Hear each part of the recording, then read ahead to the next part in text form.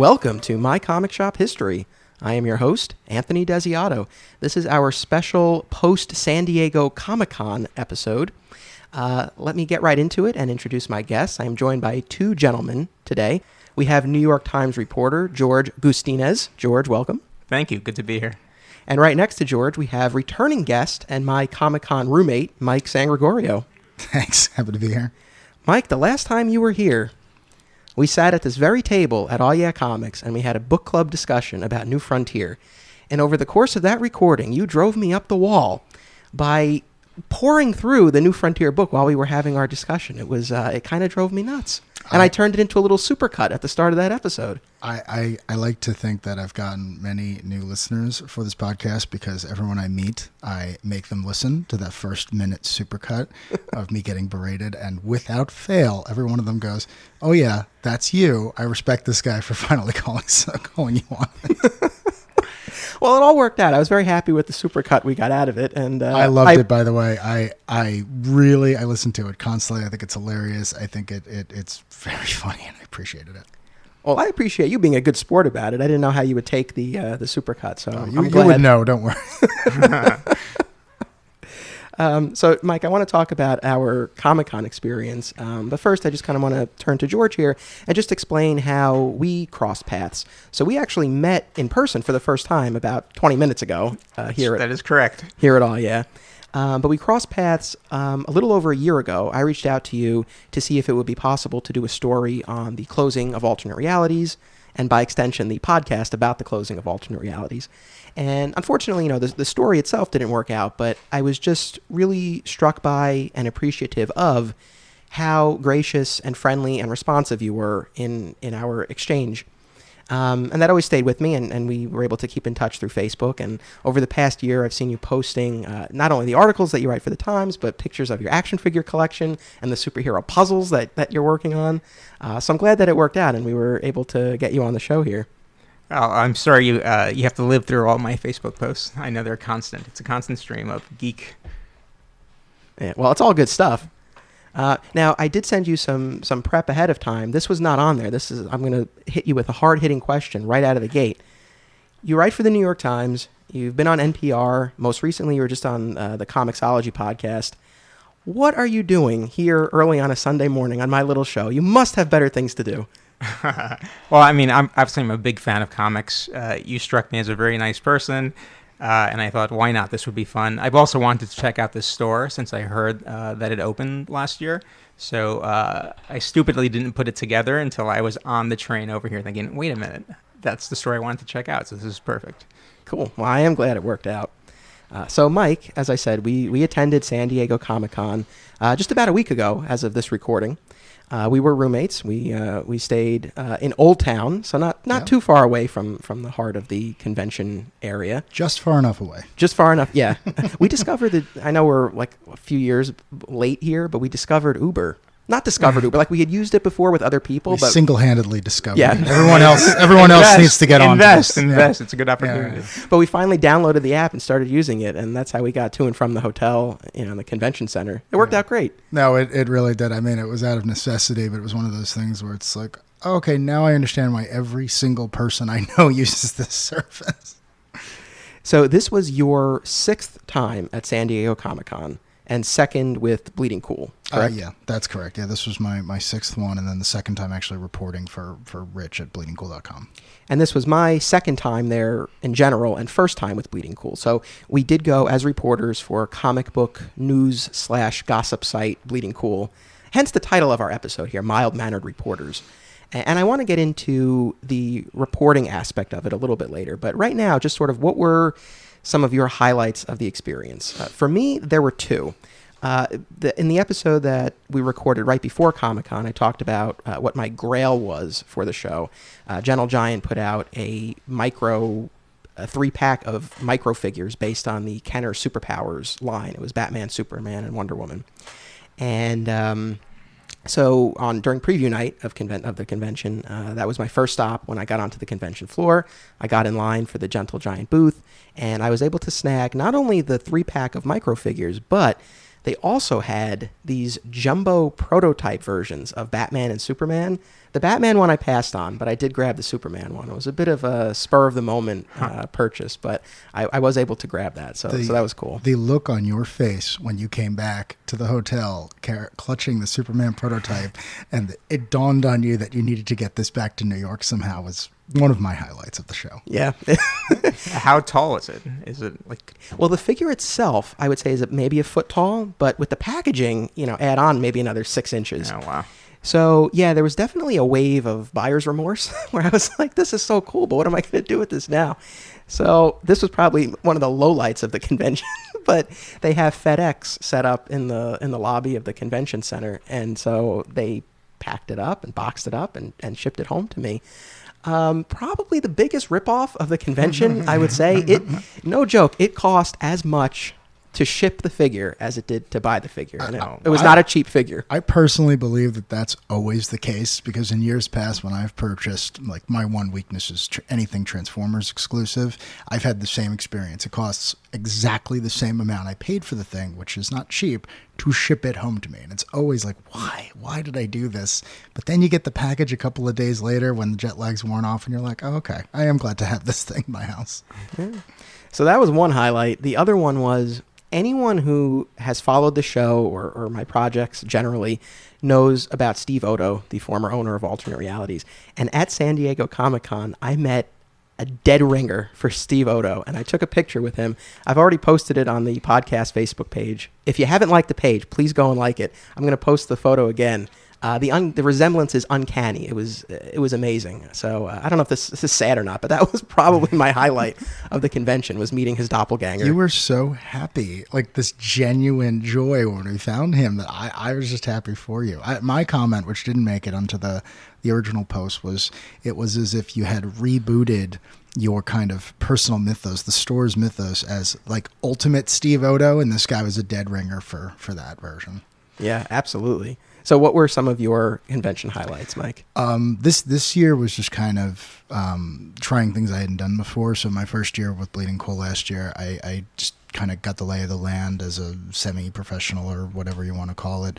This year I kind of branched out a little bit more. My highlight of the show was probably sitting in on the round table with the guys from Rick and Morty. I am a fan of that show, and being able to sit there. I didn't get any questions in, unfortunately, but just being close to the cast, the producers, everything else, hearing them talk very casually, that was a big highlight for me. What about when we creepily stalked Grant Morrison outside the convention center? So if you go to Bleeding Cool and you type in my last name, the easiest way to find my articles, you'll probably see more than a few about Grant Morrison. I'm a huge Grant Morrison fan, as anyone who's known me for longer than 5 minutes will find out.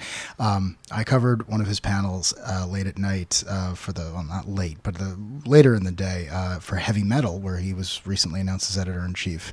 And I was leaving. I was going to meet Anthony for dinner, and I just happened to be walking behind him the entire time. And as we were eventually kind of branching off to go our way, Anthony looks at me and goes, you really want to just follow him and see where he's going, don't you? And I kind of just looked sheepishly at the floor, said nothing, but part of me was thinking, well, you never know. This could be how a great friendship starts. Well, it's funny because we were walking and I was going on probably about the Superpowers figures that I had found that day. I found a booth and they had a bunch of, they weren't in the original packaging, but they were in very nice condition, of the original Superpowers figures. So I was probably going on about that. And I noticed Mike was elsewhere. And then he goes, that's Grant Morrison ahead of us. And I'm like, oh, okay, cool. And I look ahead and I see the bald head and I'm like, oh, that's him. That's great. So we were walking for a little bit. And then at one point we're stopped waiting to cross the street. And I go to Mike, I'm like, would you want to go up and talk to him? Because it would have taken nothing, just a few steps and a tap on the shoulder. Sure. And you would have been there. And you're like, no, let's just follow. And then it got to the point where he was going one way. And I think that might have been the night of the comic book legal defense fund party. Yeah, that was that night. So we were going off in another direction. And there came that moment where I'm like, well, all right, what do you want to do here? And then we parted. Yeah, I've met him before, and he's a great guy. I didn't want to bother him. I was a little, I don't know, I guess I was a little nervous, but I You rather admire from afar. I'd rather admire from afar. I'd hate to be the story he tells a year from now and be like, oh man, this one guy just kept stalking me at every panel. And that might be the case if he ever listens to this. But no, I was happy to just to sit through the panels I did with him. I can identify because people who know me know I'm a huge Rocky fan, huge Sylvester Stallone fan, and people have said, because there have been opportunities at conventions actually to do a photo or an autograph or whatever, and I've kind of said like I don't want to because in case it's a bad experience, I don't want that to sour everything that's come before. I kind of rather, like you, admire from afar and enjoy the work and be inspired that way. I don't really need to have that interaction. I mean, I've met him briefly once at New York and once at San Diego, and he is the nicest guy in the world. It was more like me, like I am always afraid I'm going to babble or say something ridiculous or interrupt something that he's doing. So I was just happy to have been there. That was all. So yeah, I mean, overall, it was a really fun weekend, a positive experience, and so that was our Comic-Con, and we can talk a little bit more about being reporters. Well, I actually have a couple of questions about that. Oh, yes, please. Does Bleeding Cool have like a fleet of reporters at San Diego? Because I'm not sure how it works or how you were recruited. Sure. Well, our recruitment story is a little different, but just in general, I know this year we had probably on the floor close to a dozen reporters doing a variety of tasks. Some people were taking just photos, some people were, I think at least one person was just taking videos. A lot of these people were recurring, so they kind of knew their beats. They kind of knew who was covering screenings, who was covering hardcore comic stuff, who was covering everything else. A lot of people like Anthony and I were relatively new. A few people like Anthony, this was their first year covering with them. So we would meet after the show closed and kind of debrief for the day, usually at one of the bars.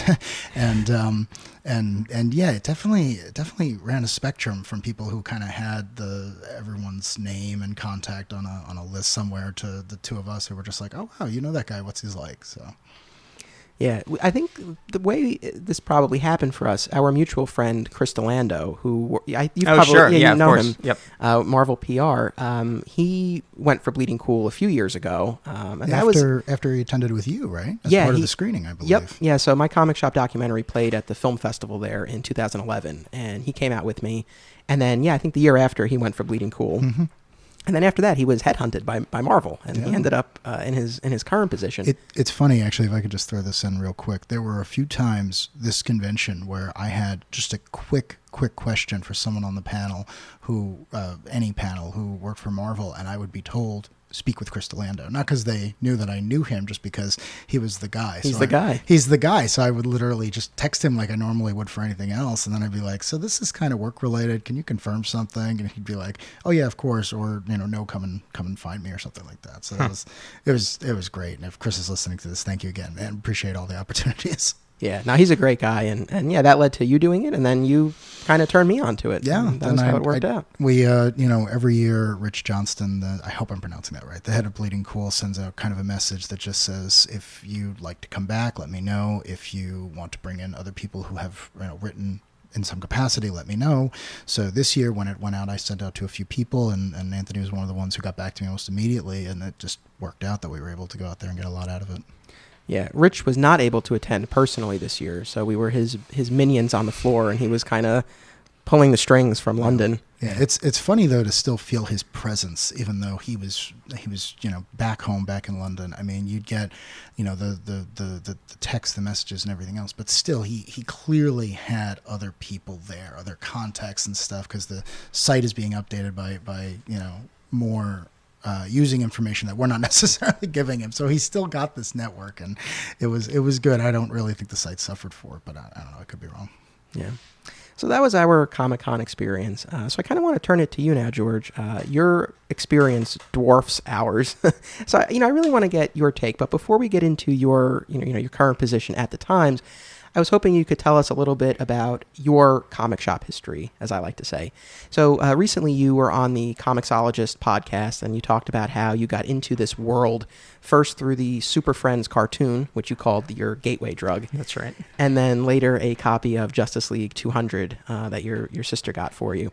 So I suppose my first question is, what was it about those things that really hooked you? And are those the same things that have kept you coming back and kept you so much in this world decades later? That's a good question. I'm not sure what connected me with the Super Friends. But I mean, I was a kid. I would see the TV show every Saturday morning. I would get really excited when they would do those preview shows of like the coming season.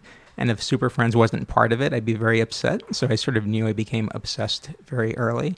I think I probably grew up during the challenge of the Super Friends era. So you got everybody. You had like practically the whole Justice League there. So I think I was mesmerized by all the colors and all the characters, and I didn't realize until later that they existed in comic books as well. So when I found that, it was sort of like, okay, please give me more and more and more. I mentioned earlier that, I've seen your posts on Facebook. You post your action figure collection, for example. How much time, effort, money, space has gone into cultivating that collection? Because it's pretty impressive, and it's mostly DC based, correct? Yes.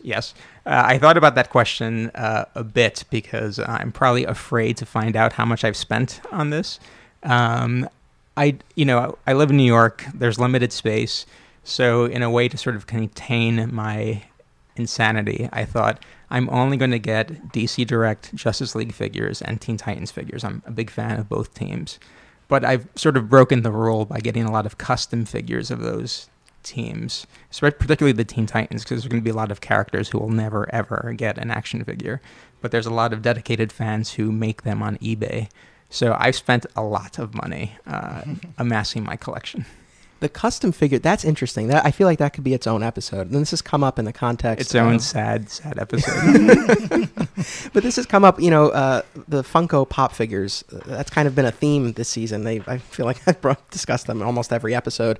But, people do make custom figures of those as well. And for as many different Pops as there are out there are still ones that, they haven't made yet. And hopefully they will at some point. But for the time being, I am kind of tempted to have some made, but I feel like that's a very slippery slope. How do you kind of keep that under control? Because it's one thing if you're just selecting among what's out there, but when you can have anything made, how do you do that? I can't keep it under control. That's part of the problem. I also, I sort of know the limits of my appreciation of the Titans. There are certain characters even I'm too embarrassed to order as a custom, so it's just like I won't do it. So I'll pretty much stick to there's a couple of customers who I follow on eBay who seem to have grown up in the same era that I did. So they hit certain figures automatically. So I sort of like contain myself to that. So you're not commissioning them. You're just seeing. I have commissioned them in the past, but I don't anymore. Can I ask, just because I'm not a huge DC guy, but I fan of this stuff in general, who have you commissioned? The characters, you mean? Yeah. I got like a Phantasm. I have a Danny Chase.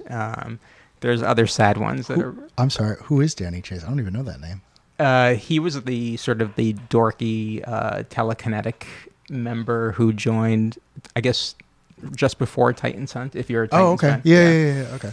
Mas y Menos. I have customs of those also. So it's extensive. Yeah. No, that's awesome. I'm a little jealous, actually. So while the main thrust of this episode is the reporting, our mild-mannered reporters bit, the general theme of the season is collecting. So you hit on the action figures, but generally, what has been your progression as a collector, going from again getting into it with Super Friends and that one comic book to where you are today? Yeah. Well, you mentioned the Superpowers figures earlier, and I remember going to Toys R Us as a kid and seeing them on display there. And maybe I'm conflating two things, but for some reason I felt I opted for Masters of the Universe instead of Superpowers, which I regret to this day, because if I had bought them then, I'm sure I would have like a full set.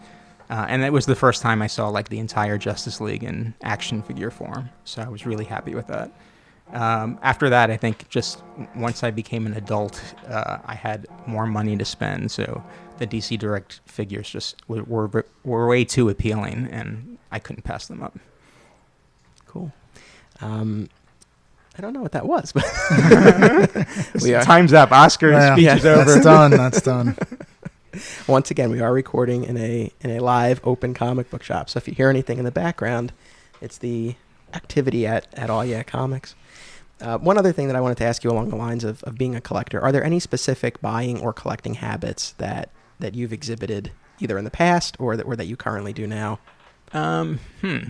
I mean, the DC Direct habit, I'm not sure beyond that. I think we briefly, maybe we sent a message about this, sort of, it's kind of overwhelming to have a collection after a while. So there are times where I look at all the action figures on the shelves and I'm just thinking, like, why did I do this to myself? It's like, they have to be dusted. And when I get a new one, they have to be rearranged. It's just a lot of work. So I still love them, but I also hate them. So I'm not sure if you can relate. Yeah, I can. I've experienced that and talking to a lot of other people, particularly within our alternate realities group. There is that fine line. You enjoy them, but then it can be work and even sometimes a burden, at a certain point. And you do take your action figures out of their packaging. Yes, I do. Yeah. I'm not like an obsessive collector in that way, where I think they're going to go up in value or anything. It's just like, I want them on display in a certain way. It actually takes less space this way. So if they were all in their boxes, I don't know what I would do. Yeah. Mike, do you really do action figures or not so much? I used to. So everything you're saying about them kind of becoming overwhelming, that was me in high school and college, where I was getting Marvel Legends, McFarlane toys, Transformers, anything I get my hands on. And now it is overwhelming, and I almost wish I hadn't done this to myself. I'm with you. I open the ones that I like because mostly I want to be able to put that, like the cover in my head, the lineup in my head. I want to be able to put those guys together. But for the most part, I have way too many action figures, and they're all sitting in a basement somewhere. And part of me wishes I could just kind of get rid of them. I do have the ones I love. I'm more of a Marvel guy, so when the Marvel Legends ramped up and I could start getting, perfect reproductions of all my Spider-Man favorite characters, members of the Avengers, X-Men before, current stuff happened. I love those, and I would never get rid of them, but I just unfortunately don't have the space to display them right now. It's funny, only recently have I become somewhat of an action figure collector, mostly with the superpowers ones. But for the longest time, I was always like, statues, and that's it. Statues are men by statues. And now recently... Damn it. I've never heard that. You should have pounded your fist when you said that. But now recently I've gotten more into the action figures, like I said, specifically with the superpower and the pops too. I mean, those are toys. Those are not action figures. Maybe not action figures, but they're not statues. They are toys. They're somewhere in between. They're collectibles. They're collectible figurines, but you can't pose them. True. I have a bunch of Spider-Man or a bunch of Captain Americas or like a good Punisher figure. Those get posed every time I want to change it, especially you mentioned dusting them, and that was like my number one thing is I would constantly be dusting them, and then little parts would be falling off the poorer made ones. So I feel like you got to be able to pose it to be an action figure. That's just me though. That's actually the worst with the custom figures. They're so fragile that I sort of have them stacked like a domino, so every so often one falls and then it's like, forget it. I need like an emergency room for some of the figures. That's actually I didn't get as many customs as I think you're describing, but back in the day before Marvel Legends, I used to get the more the ones who weren't around, and it would be the same problem. Like you'd get them and you'd try to take care of them, but it would just be like, almost not worth the work when something would go wrong, whether it collapsed or everything else. So I echo that. I should also point out that, at this point, because of the movies and the TV shows and everything, it's like I feel any character is capable of getting an action figure. There were a couple of times where I ordered a couple of Titans figures, figuring they would never be made, and then in 3 months, DC Direct announced them as their next wave. I was like, God damn it. And with the action figures, are they primarily limited to your home, or have they invaded your office at the Times? Unfortunately, they've invaded my office at the Times as well. My friend is a big Funko guy, and he sent me a couple of JLA Funkos. And because I'm obsessive, I thought, well, now I have to get the big 16.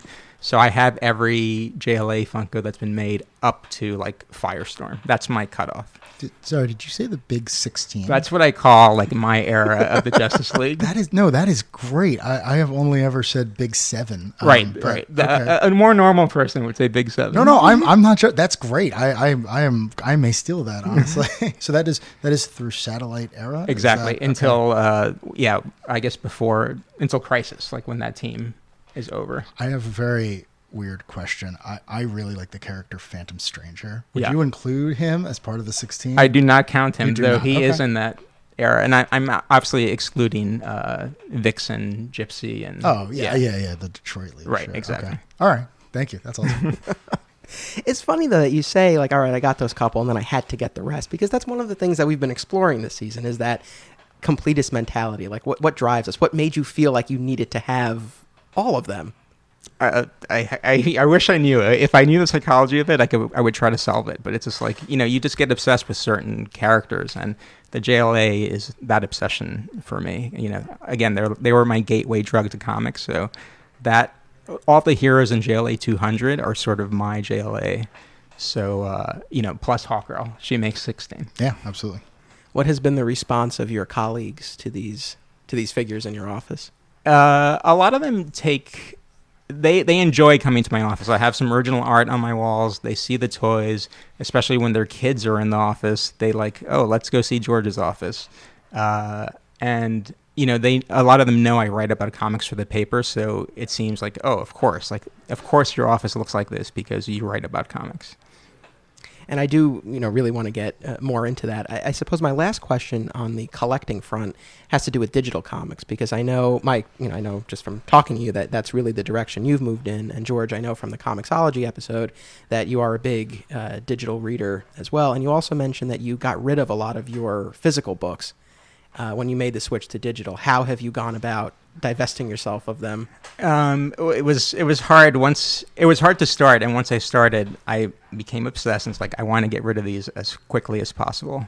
It was like the Strand in New York takes a trade paperbacks. I got rid of a lot on eBay. It was mostly to try to make more space in our apartment. So limited New York real estate will drive a lot of decisions. Yeah. And Mike, have you kept your physical books, or have you gotten rid of them? No, I still have my physical books, but it's not because I don't want to get rid of them. I just currently have the space to kind of store them and never look at them. But yeah, my goal would be to get rid of as many single issues as I could, and just going forward stick with Comixology, just because it's a space saver, and and they're just easier to get. I mean, just the other day I was trying to find a single issue, and I had to dig through a dozen long boxes to find it. And if it's on CX, I can just pull it up on my phone. So it's that level of ease. There's always a level of regret, though. Like, I had 12 long boxes at some point, and DC and Marvel don't have everything on Comixology, so it's sort of like, oh, I can't read that issue because it's gone now. Yeah, and then I mean, there's certain ones that just they have that tactile experience. I mean, there's certain books by Alan Moore, Grant Morrison, I'm never getting rid of. I mean, even if they are adapted, it's like I remember getting that or searching for it at Comic-Con and stuff like that. And there's always going to be like a couple of short boxes in my house no matter what. So you picked up a copy of Invisibles #1 at San Diego, right? Yeah. And I remember you brought it back to the room, and you were talking about how you can see the ads, and you can see what was popular at the time, and it definitely is a different experience. I'm big about context, so I want to know not only the story that was going on and as much behind the scenes stuff as I can, but what was the literal environment that this thing was produced in. And this was just one of those instances that only happens at Comic-Con, where I was trying to go down one alley and it was blocked, and I had to go down another, and I just happened to look up, and I knew that cover with this hand grenade thing staring back at me, and I asked the guy if that was an original. He said absolutely. I bought it, and it was just one of those things where the next line I was sitting on, I was flipping through it, and it's like, well, I've read this comic a dozen times, but in trade. So seeing it with the ads, seeing it with the original coloring, seeing it with everything else, it's like, in a way, it's reading it for the first time. And based on the story that's in that comic, it kind of added another level, because it's all about the nature of things. So yeah, it was one of those where it's like, that's probably not one I'm going to give away when I'm trying to get rid of most of my long boxes. The Spawn stuff, that's going. The Invisibles, probably keeping that one. Yeah. I mean, I used to have a sizable amount of single issues, and over the years I got rid of them either through alternate realities or eBay. Those are pretty much the two primary ways that I unloaded my stuff. But at Comic-Con, there was one vendor, and they had a ton of sets, full runs of series. They were not priced very competitively. I mean, they were a little pricey. And there were a number of things I saw that I used to have, and it was maybe the first time where I felt a little, like just the tiniest hint of seller's remorse, where part of me was almost like, oh, should I grab this? And I was like, no, like I've had this. I don't need to have it again. I probably have it in trade paperback form, or it's available there if I want it. Right. I got to say with that, I mean, I have sold stuff, not the bulk of my collection, but it's one of those things where if I sold it, on some level, I wanted to get rid of it. Right. Like, I've had books, mostly Spider-Man books, that I people have offered me money for it. And I said, absolutely not. I would regret it, and I would end up spending more getting that back. But I feel like if I sold it, if I listed it on eBay or gave it to a friend or something like that, some part of me was saying, you don't need that. So I don't know. I would say trust yourself in that environment. And I kind of had that. I went through that same thought process where I was walking up and down the aisles, and I was like, what are you doing? It's like you did get rid of these for a reason. You had them for a long time. You were not going to go and read them again. You're not going to read them now. Just keep walking. But it was interesting to see it, and it did give me just a little bit of pause. So before we move on, the last thing that I wanted to ask you, George, about the not so much maybe collecting, but just sort of your fandom, I suppose. Please tell us about the puzzles. You've really done your research. I'm very embarrassed.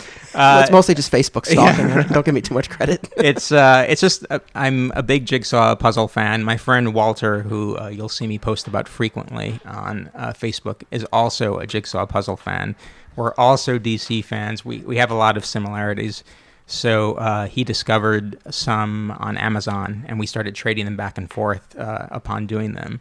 So, of course, the obsession kicks in. It's like, okay, I'm okay on Photoshop. I'm going to start creating some collages and turn them into puzzles. So it's been like a Legion puzzle, a Justice League puzzle.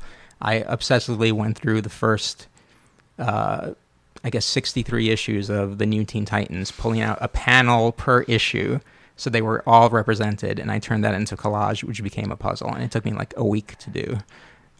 So to solve the puzzle, once I had it done. So that's with Walter now, and it's gone to like 2 other people. So it's sort of just, it's a chain letter. Once he and I are done with it, it goes to other fans. And you commission artists as well to draw the characters, correct? That was for his birthday.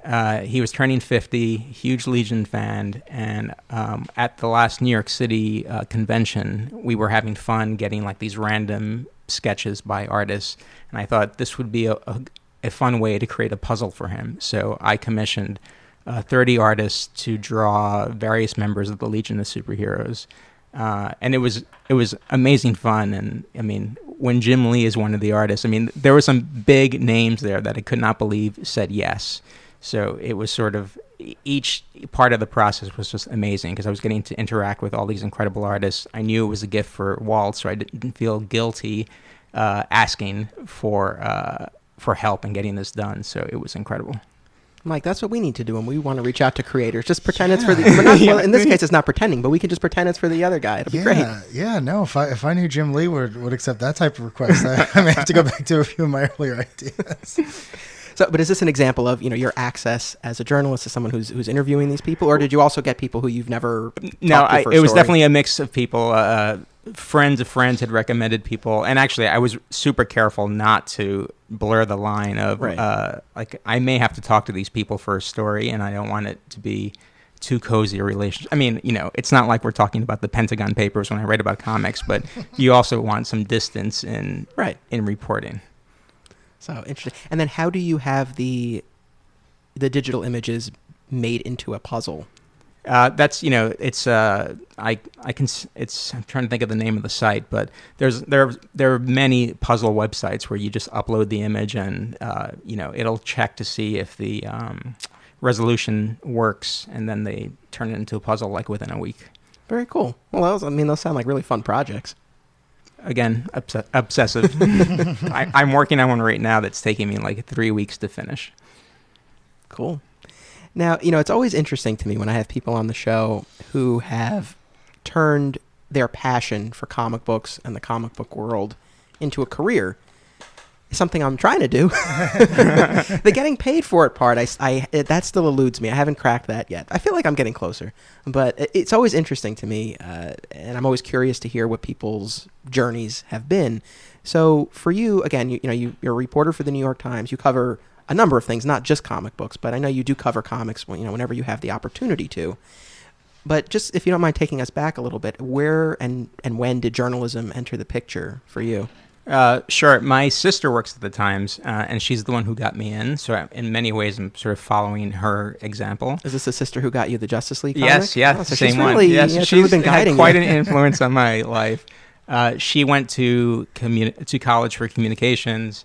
She was the first person in the family to go to college, so I was sort of just like, okay, I'll do that.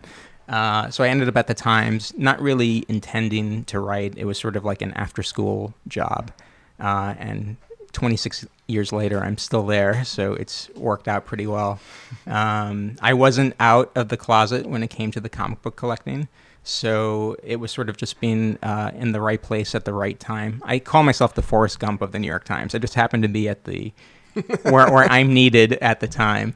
A section I was working for needed some content one week, and I said that I could write a shopping column about going to different places and visiting a comic store as a way to get me on an airplane to go to these places. So people noticed that, and then it sort of just got rolling from there. And you've had a number of different roles at the paper since you've been there, is that right? Yes, that's right. So I'm not technically a reporter. The writing about comics is all sort of stuff I do on the side of my real job. I'm a senior editor right now in the video department, but I've done everything. I've answered phones, I've made copies, I've edited letters to the editor, I've worked on our website. So my job has changed pretty much every 2 years. Well, there goes the title of our episode. I'll have to amend it. It's still accurate. I report on comics. I'm just not an official reporter. Well, I feel like that makes us all kin, sort of. I mean, you and I may have worked as reporters, but we're certainly not reporters. Yes, that's true. Yeah, if anything, it makes the title more accurate. And you put it in quote marks, so you can get away with anything with a quote mark. With anything, with quote mark, anything at all with quote marks. I like it. That's how I'm going to look at it. Once again, I name an episode. That's why I'm here, people. Now, I've been fortunate enough to read a number of your pieces, and Mike, I know you took some time and you looked through some of George's articles. What are some of the ones that you got a chance to read? Sure. Actually, it's I don't want to say funny, but I saw your piece on Dave Stevens, the Rocketeer creator, and I realized I had read it back in the day. Wow. And it was, outside of just being a fan of the Rocketeer, I hadn't known that much about him. So I remember reading that when it came out at the time and looking more into him. So thank you for that, because I pretty much have everything that he's ever done since then. And I remember that really sparked it for me. But since then, I read the Darwin Cook piece. I read a lot. I read a piece on faith that you had done. I read there was a lot. There's pretty much anything that came up on Googling your name in the New York Times. So there was a lot, but it was great. I mean, these are pieces that I could give to anyone because they really seem to support like the fandom. It's like, hey, this is something that you should be aware of that's going on in comics, and it was like, oh, this is great. I could give this to anyone. So. Thank you. Well, I'm a huge fan of Darwin Cook, so that was a really difficult piece. I mean, it was his obituary, so it was a really difficult piece to write, but I sort of felt honored to be given the opportunity to do it and sort of spread the word of his work to non-comics fans. Yeah, along those lines, that was one of the things I wanted to ask. Do you consider yourself to be a bit of an ambassador for comic book fans when you're writing these articles? Because the audience for the Times is, generally speaking, not necessarily the same audience as a Newsarama or a Comic Book Resources. So you're spreading the word to people who might not be familiar with it. Do you kind of look at yourself in that way? A little bit. When I saw that question, I think I kept pausing at the word fans, because I think I have a complicated relationship with fandom.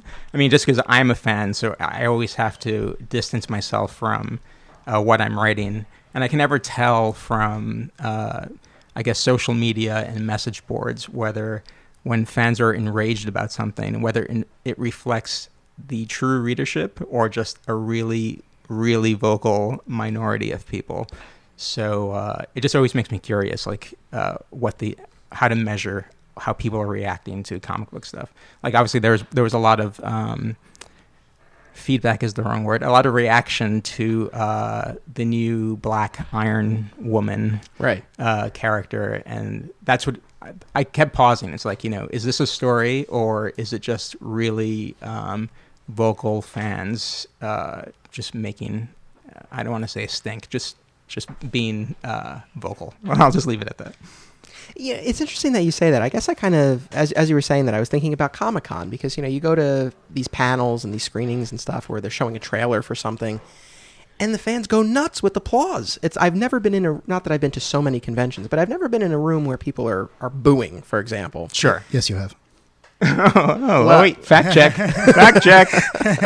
Were there really booze though? There were. If you. If you stayed as late as I did, there were brews. I was one of them. I guess. All right, fair enough. So, that was actually something I did want to bring up. So, Mike and I attended the world premiere screening of Batman: The Killing Joke. The animated movie based on the very famous Alan Moore Batman story, and the cartoon. I think it's out now. It's available for purchase, so people can see it, and I'm sure a lot of people will have seen it by now. But there are basically two components to the adaptation. So the second half is a very faithful translation of the comic book to the screen. They mainly just added some action sequences, right? Otherwise, it's very, very faithful. The first half is essentially like a Batgirl mini movie that they, and not to be disparaging, but kind of tacked on. And to what extent it really connects with Killing Joke as a whole for a cohesive full movie, I guess that's up for debate. Mike and I differ a little bit on it. It worked for me more or less. I know you were less keen on it. You and I discussed it a great deal afterwards, and I think you said it perfectly when you said that you didn't necessarily not see what I was talking about, but you still enjoyed the viewing experience. Right. And I've definitely been there myself. I guess for me, it was more I couldn't separate the two, and then what happened with the Bleeding Cool Reporter, it soured the experience for me. Yeah. So, I guess the really controversial aspect of Batman Killing Joke, have you seen it yet, George? No, but I've read about it, so you're not spoiling anything. Okay. So there is a sex scene between Batman and Batgirl in the first half of the movie, that little Batgirl prologue that I was mentioning. And news and actually footage of it leaked even before the screening, so we kind of went in knowing about it. And I will admit, when I saw the leaked footage, it was a little off-putting. There was a little bit of like an ick factor, but watching it in the context of the movie, I really didn't have any objections to it. I felt like it kind of tracked with the story that they were telling. But things got a little hairy during the Q&A session, and I guess I would kind of turn it to you, Mike, because I feel like we're a little bit more front and center with it, even though you might have been sitting behind me. Yes, I was not involved. If you are listening to this for the first time, or rather you haven't been exposed to this, neither Anthony nor I are the Bleeding Cool Reporter who got involved with this. That was our colleague Jeremy Conrad. So during the Q&A, which happened after the panel and after the screening. So none of the voice cast was there. Kevin Conroy did not stick around. A bunch of people did not stick around. It was the writer of the film, Brian Azzarello. I believe it was the director and one of the producers, but I would have to check that. Yeah, it was Sam Liu, the director, and Bruce Timm, the producer. Okay. So the Q&A went very well for everyone except for the last person, who was actually cosplaying as Joker in a great costume, and they asked something about the more controversial nature of the movie, and I guess the answer that the panelists gave was not what they wanted, or at least not what Jeremy wanted, who was sitting in the audience, and there was some back and forth between them and mostly Brian Azzarello at that point. And again, if you Google this, you can see what went on, and there's plenty of coverage at Bleeding Cool about what happened. But it basically, the fans at that point who were still hanging around for that, who I imagine many of them were journalists, didn't seem to be very happy. And I know that at that point it kind of solidified in my mind, like, all right, I'm not going to buy this when I get home. This is not something I want in my collection. But yeah, it was weird. It was one of those things where only at Comic-Con, I mean, this panel, the whole night started great. It was one of those experiences where, Kevin Conroy comes out on stage, everyone is standing, everyone's clapping. Kevin was, the voice of Batman, who goes, I love you all too. Like there was just, it was really great to be there. Everyone was passionate. Mark Hamill called in and did a Joker bit, and the whole night was great. And then it just, I don't know, it never got quite up to that level again. So, I mean, if you want to know more about what happened, Google it, go to Bleeding Cool. But it was just, it didn't end well. Yeah, I mean, I guess, in the lead up to that, I was thinking more of the reactions during the screening, where, when that scene in particular played out, people were were cheering. They were cheering. You know, but yes, it definitely took a little bit of a turn. Yeah, I heard during people. the Q&A. I heard people around me who were into it. They were saying this was a scene that I don't know. I wouldn't necessarily say that they said it made sense, but they were enjoying it. And then it's important to note, because now we're kind of talking about the fan community. The room we were watching it in is very large. It was Ballroom 20. It held a couple of thousand people. Most of those people did seem very happy with what was going on as far as the reaction. Again, I didn't talk to many people around me. Sure. But it's important to note that when we got to the Q&A that we were speaking of, most of those people had gone. This was not the same group. Like most of those people had left, so it was a much smaller group. Again, I have to imagine it was mostly journalists and stuff, because we would all stick around to see what the Q&A was about. So that might be important too.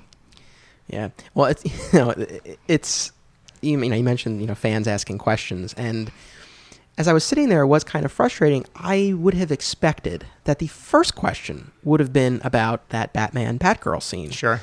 And again, nobody asked about it until it was the last question. The very last one. If they had cut it off one sooner, it would have been a completely different story. And again, yeah, the people who were asking questions, I don't know if they were journalists or they were more fans. I don't know, but they seemed happy with the work product. They were mostly asking about, what was coming next, what were other projects that people were going to work on. And again, this is close to midnight, so I don't remember all the details.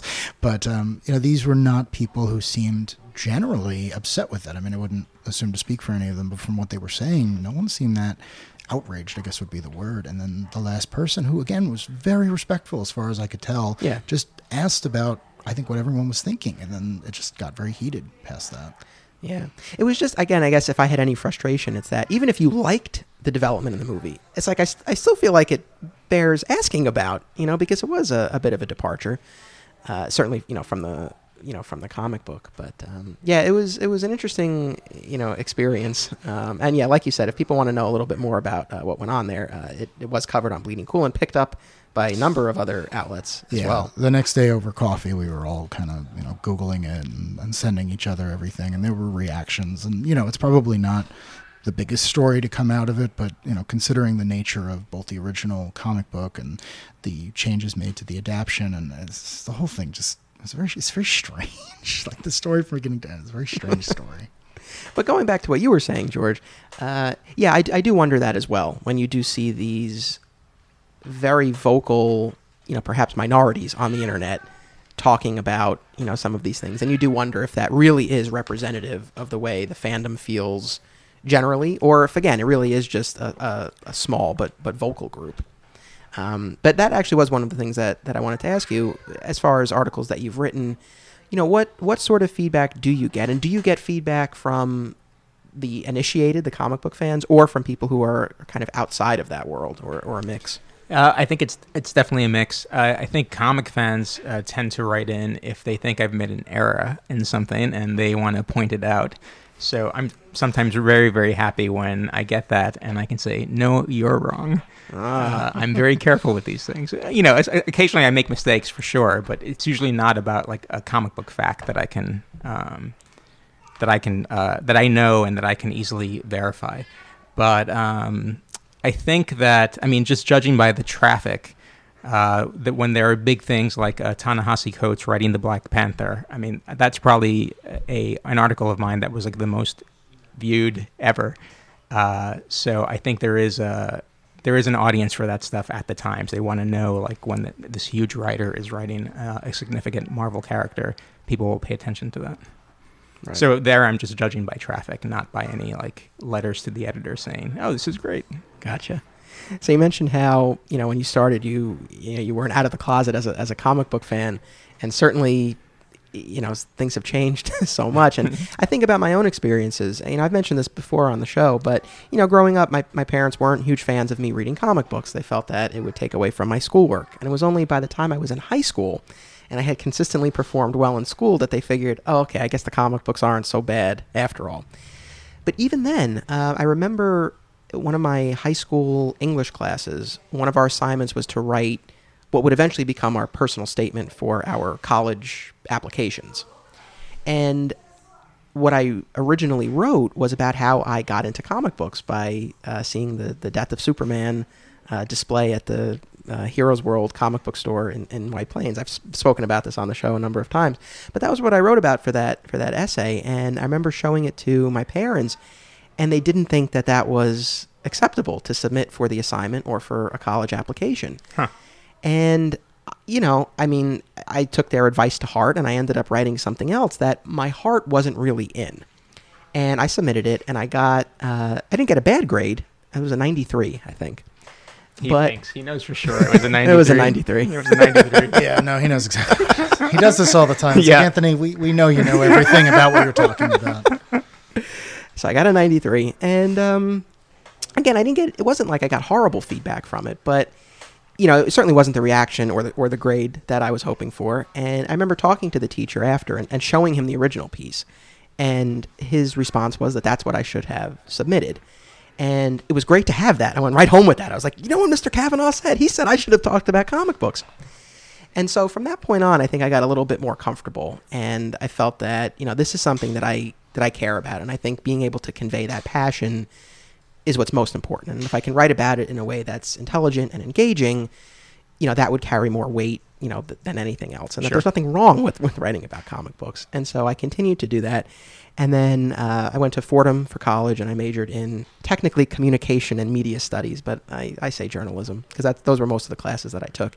And there was one professor, a great professor, who I had for a number of classes, and I wrote about comic books and specifically alternate realities, pretty much any time I had the opportunity to. And it got to the point where she assigned one of the writing pieces, and she said to me, all right, Anthony, no comic shop this time. And I was like, okay. And so I wrote about something else. But it's always something that I've been passionate about. Is this during the period of time where you wrote the Firefly paper? That is personally my favorite paper of yours that you've ever lent me. Yes, that was for a different class, Class? Okay. Yeah. So it wasn't just those journalism classes. I took a media law class, and I wrote about the battle over the Superman copyright. Nice. I took a PR class, and I wrote about how the brown coats, the Firefly flans, right. are basic Did I say flans? You did say flans. Yes. I did that in college, too, when I was talking about the project. I can't... It's okay. Firefly fans. You still can't take the sky from us. That's right. But I wrote a whole paper about how the brown coats were essentially an unofficial, PR machine for Firefly and for Joss Whedon. So, again, it's something that's, I've been very passionate about, and I've written about it any chance I get.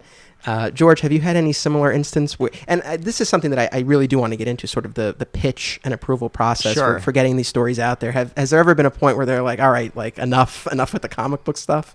Unfortunately, yes. I mean, it's funny because if an article about a film came out, like an actor or whatever, anything related to a film, and an editor heard about it, I don't think they would ever say, oh, we've covered enough film this week. It's like, no, it's just a different story, right. And it's a different aspect.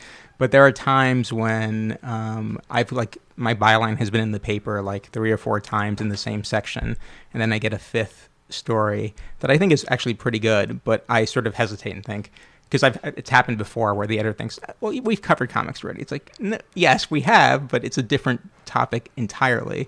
So I have had that reaction, and it just makes me more creative in how I pitch. The art section is usually the main section that I pitch my stories to, but Monday Business has a lot of media stories, so I can sometimes get comic stuff in there. I've written for Style. I've basically written for every section of the paper. Basically, the way you did approach college. It's like I will find a way to find a comic book story for this section of the paper. Yeah.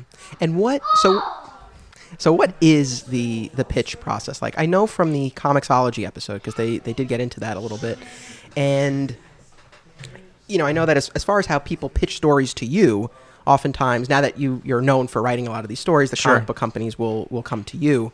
So I guess I'm curious, what do they typically present to you, and then how do you present that to your editors? Sure. I mean, obviously, it's a mix of things. I get pitched a lot by the comic companies or their publicists, sometimes by individual creators. So it's a lot to sift through. Or some kid with a podcast. Or some kid with a podcast. Can you write a story?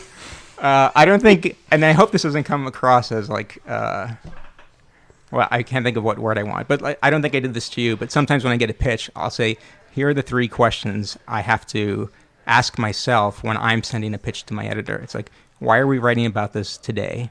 Are you doing something different than any other comic book company? Or, comic book company is fine. And 3, would this be of interest to the general audience of the New York Times? Because there are certain stories that will appeal only to comic book fans, and I'm one of them. So I'll get really excited when they pitch me a story, but then 3 minutes later, I'm thinking, I can't write this for the Times. So those are sort of my 3 guiding principles. And if any one of those works, then I can figure out an angle to try to get it into the paper. Interesting. And you mentioned also on that Comixology episode, and along those lines, how part of your job is to spot the difference between a Times story versus a Newsarama or a comic book resource story. Those are sites that are devoted solely to comic books, and they cover everything. They, changes in creative teams, reviews, previews, sneak peeks, things like that. So sort of are those the questions that you would be asking to distinguish between the two? Is there anything else that would set them apart? Sure, it's definitely things like that. I mean, believe me, I don't want I wanted to come across as if I'm complaining. It's like I love hearing all these pitches, because if I get pitched 3 similar things, that could be a bigger story together than any one of them individually. But I was pitched once a comic book was being relaunched. They were pitching me the creative team, and then I read it, and it's like, it's the same creative team. So it's like, there's no story here. And no, I can't write that. They were killing off some other dimensional version of another character, and it's like, I can't do that either. It's like, it would take so long to explain the difference between these 2 characters that my editors would just say, forget it. Right. And have you gotten to the point now where, you're really able to, to make that call on your own before going to an editor? Or are there still things that, you think, oh, they're going to go for this, and then not so much? Yeah, it happens all the time. I mean, there are certain stories that I think are definite stories. I'll get the green light on. And there are some where I feel passionate. It's like, I really want to write this, so I will pitch it just in case, it's a slow news day. Maybe they'll say yes. So every so often, a couple of those stories, or even stories where I feel like the publicist was being really persistent. I want a second opinion on this. I'll send it to my editor, and sometimes I'm shocked. They'll say, "Oh yeah, you should do that," and it's like, "Okay, great." So I'm not sure if that answered your question. It's like it's hit or miss. Right. And what is the actual procedure for it? I mean, is it just shooting off an email? Do you meetings? How does that typically work? Yeah, it's usually an email. I have an editor who I pitch most frequently in the art section, and then, like I said, depending on the story, I'll pitch the sports editor, the style editor, the business editor. I'm not shy about trying to get coverage into the paper. Right. Are there specific things that you've noticed they really do respond to and will typically jump on? I talked about this on Comixology. The Ta-Nehisi Coates story is actually kind of embarrassing because I didn't really know how huge a writer he was. I definitely know it now. So Marvel offered me that, and I sent it to my editor saying, no, I can write a brief about this, which would be like 200 words. And they basically responded, you're an idiot. This is a story, like, write it. And I got like 800 words, and it became one of my most popular stories. So I'm definitely really thankful to have editors who are way smarter than me to help like direct my coverage, because they'll miss something that I can't see because I'm like too in the weeds. Right. Well, on that note, you mentioned on Comixology as well. I really went through that Comixology episode because it's funny. I didn't realize you were going to be on there, and then I saw it was posted, and it was not too long ago. It was after we had set this up, and I was like, oh no, like what if he talked about everything that I wanted to talk about? But fortunately, I think we have some different angles to explore. But one of the things that you talked about was striking a balance between providing definitions and context for the non-comic book readers, while at the same time sort of staying true to your own fandom. How do you strike that balance? That's a struggle with every piece, because it depends on, at that point, it depends on the copy editor that I have. It goes through several levels. Like, I write it, my editor takes their first pass, then it goes to a copy editor for style, grammar, and they'll have questions also. And some of them, depending on how familiar they are with comics, will start to push me. It's like, well, like, what does this mean? Like, what does this mean? Like, you know, I was arguing with one of them last week about, like, just call it a panel and we're fine. Just, it's a panel. So it varies, and it just depends on, like, how much time I have and whether I can convince the copy editor that it's like, you can let me have this one. It's not going to be wrong, and the comics community will not crucify me for not defining that. Right. So I told a little story about my, you know, high school and undergraduate journalism experience, and kind of, I guess, at a certain point being known as the comic book guy. Do you have that similar reputation at the paper, and do you ever feel limited in any way by that? I do have that reputation. No, my only problem has been when they think that being a fan of comics means that you're a fan of everything geeky, like video games or whatever else. Because they've asked me to write video game stories, and it's like, I have no clue. It's like, I couldn't begin to... I'm just not involved in that area, so I wouldn't be able to do it justice. So, and again, this is... I pitch all my stories, so it's really easy to manage, because unless I'm pitching it, I don't have to do it. So if there's a story I'm not interested in, I don't have to write it. So I can just beg off and say I'm too busy with my day job to do something. Right. I kind of get the same thing I work in a law school admissions office, but yeah, anything that's at all related to, as you said, the geek world, I get asked about. So Pokemon Go is a huge thing right now, and it was kind of assumed that I play that, and it's like, nope, I had no interest in that. Yeah. Nothing wrong with people who play that, but it's like, that's not my thing. Well, that's not true. If they're blocking the lane when I'm trying to get to a panel in Comic-Con, then, you know, move off to the side to catch your little Pokemon. Yeah. Please. What about, Mike, you're an accountant. What's it like for you at work? Are you quote unquote out as a comic book fan? Do they make similar assumptions about you? Yeah, I've definitely been known as the comic guy at any place that I've worked. I do not have anything displayed in my office. I'm actually a little jealous of you. That's just a personal thing. I like to. I don't know. I never had the interest in putting that stuff up. Probably because I'd mostly be worried about it getting damaged or something. But yeah, I get the same, like, oh, hey, Pokemon's a thing now, right? Is that something you're into? And I kind of have to shy away. But, you know, for the most part, I'm into everything. And if I'm not, someone I know is. So I'm always happy to talk about it. But yeah, I've had some experiences to what you two are describing. Yeah. And George, I would imagine that being a comic book fan, you know, certainly gives you a different perspective. And I would feel that when you're interviewing comic book creators and other industry professionals, that they would probably respond better to you because you kind of speak the same language. Have you found that to be the case? They're usually surprised and sometimes thankful that, like, they're speaking to a fan. So there is a shorthand. It's just like, yeah, I get it. It's like, you don't have to, like, explain that part of it.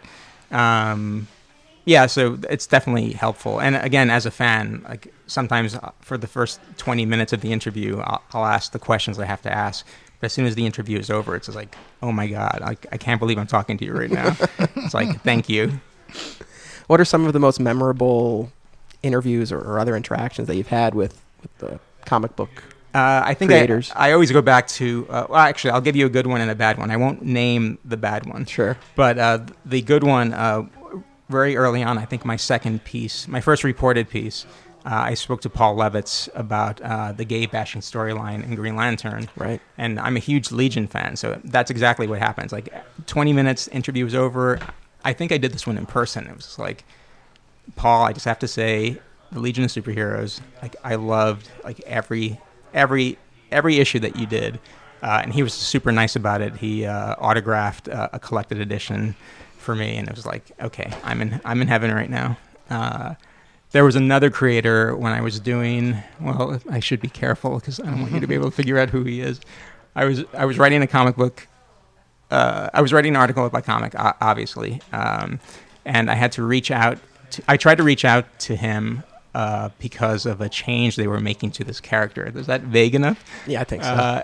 And I stupidly, I just misphrased a question about the person's costume. And they crucified me. They did not respond to me, but then on their message board, they wrote a post like, listen to this idiot reporter's question, and it was like, that's so unnecessary. I was just surprised at the amount of anger and the rush to judgment that generated. Yeah, that seems like a bit of overkill, I feel. Yeah. Especially when it's an opportunity to spread the word about your work. You know, you would think that it would, be something that they could overlook. I think that creator is known to be prickly, which I didn't know at the time, so I definitely would not have sent a casual email. I would have thought it through a little bit more before hitting send. Well, speaking of, maybe not of prickly creators, but sort of along those lines, one of the things that I wanted to ask you about, because, we have this opportunity, we're talking to you. Mike, we just had our experience as journalists of some sort, sure, at Comic-Con.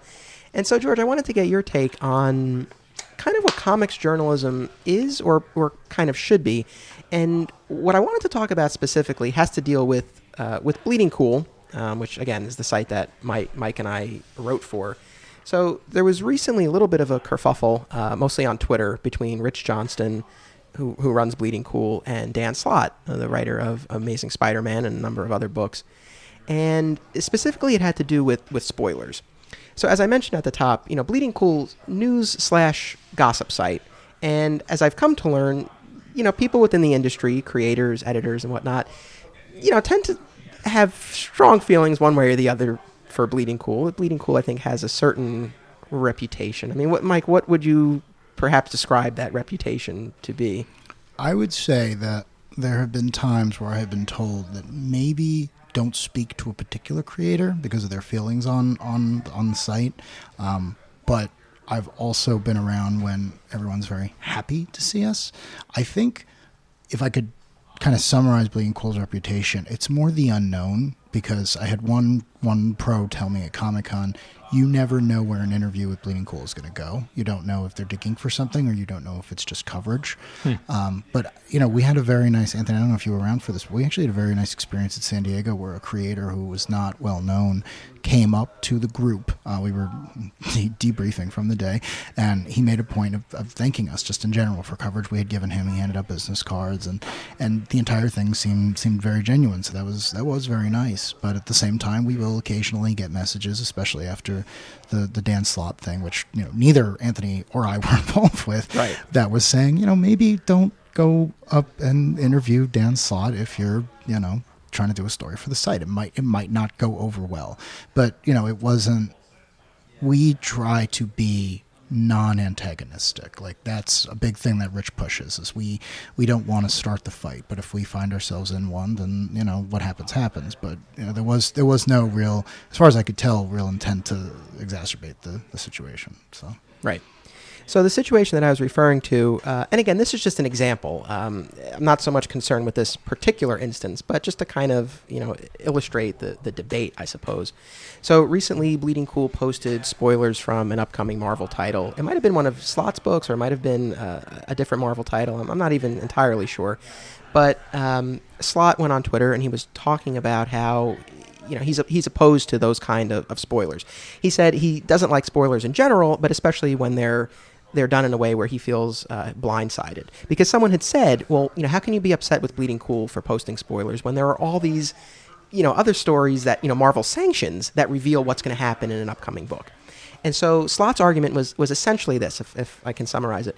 When it's a Marvel-sanctioned press placement, it's part of a planned launch, the creators have notice, and it's designed to bring in people who are potentially not already comic book readers, bring in new people to the industry. Sure.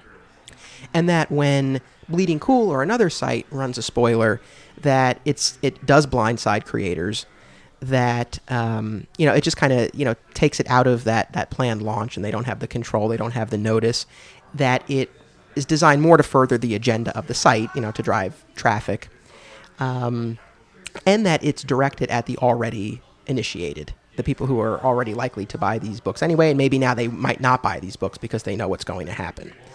So those seem to be the arguments that he was making. One thing that Rich Johnston pointed out in response, and I do agree with this aspect in particular, when Bleeding Cool runs a spoiler, they do give you ample spoiler warning. Right. You really have to want to know what that spoiler is to find it. It's not given away in the headline, and even when you click on the article, you usually have to scroll down a bit in order to see it. Sure. On the other hand, I had Zach Walliner on the show for the last episode.